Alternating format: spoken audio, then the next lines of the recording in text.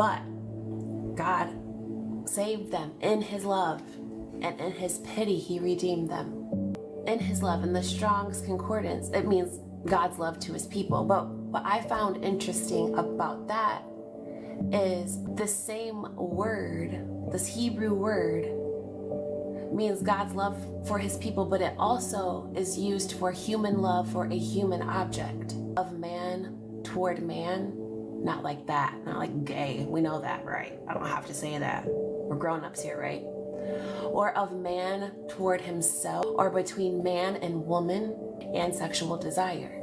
The same Hebrew word for in his love is the same for all of that in God's love towards his people.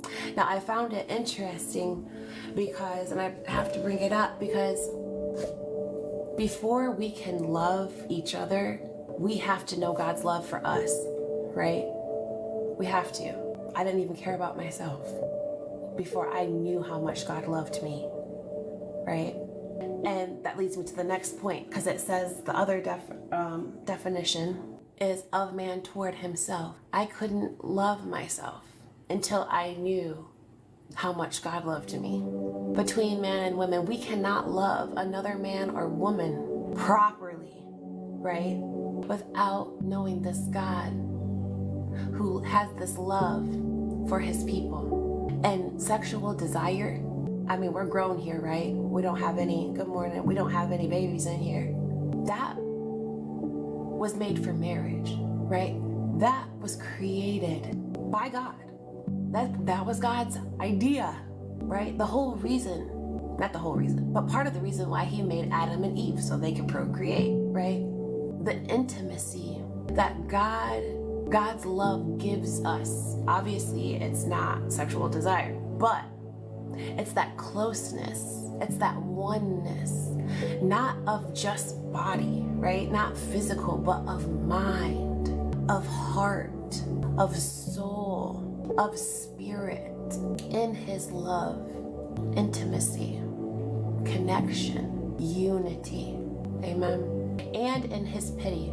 When I first read this, I was like, and this is what made me really do this deep dive into the concordance, because I was like, it doesn't mean he feels sorry for us. It can't. Hey, Lynn, I see you. It can't mean that. But no, this is compassion and mercy.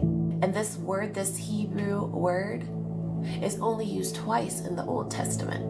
I found that interesting too. It's only used twice in the Old Testament. He saved them in his love, and in his pity he redeemed them. Strong's H1350. To redeem from death, bondage, exile. That's what it means to be redeemed.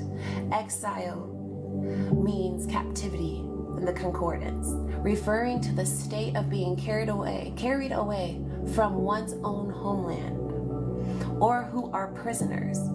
The term implies a period of divine judgment and discipline, but also carries a sense of hopeful return.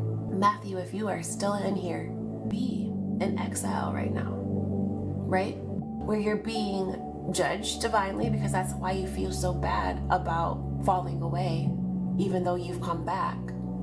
And you're being taught discipline right now, because you have been carried away from your homeland, from your first love, right? And he's bringing you back to him.